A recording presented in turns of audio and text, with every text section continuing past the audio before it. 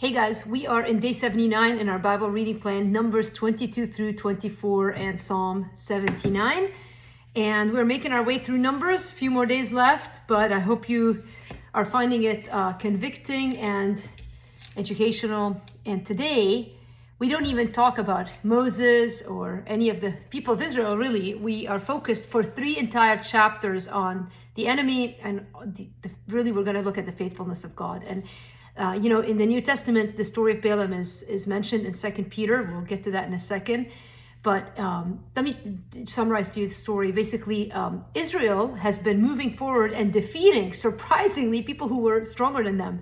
But it wasn't because of their strength. It was because of the Lord. We know that, because even coming out of the mishaps that we've already talked about, God gave them the victory.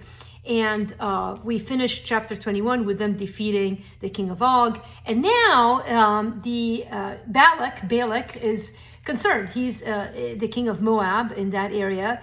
And I guess he's of the Amorites. And so he figures, well, we're going to curse them. And so he goes after a non-Israeli prophet who was going to come and say a curse against Israel in a way to defeat them in the war. Which is kind of funny. I mean, if your army isn't strong enough, and anyway, it doesn't matter if the army is strong enough, because at the end of the day, there's a bigger element going on that these people were not aware of, or not introduced to yet, or ignored. Maybe they knew and they ignored. And so basically, Balaam is the the prophet that was supposed to do the curse, and he hadn't heard a memo that you cannot curse God and his people. And so we don't even need Moses on the scene. All power is God's. And so this story really is reflective of God's faithfulness to his people. And we know by now the people, all they've done is murmur and complain. Do they even deserve what is about to happen to them? Not at all. This is all about God's love and covenantal faithfulness to his people. That should encourage you tremendously. In fact, the big idea today is that even the plot of the enemy is turned into a blessing for the purposes of God and his people. I'll say it again later.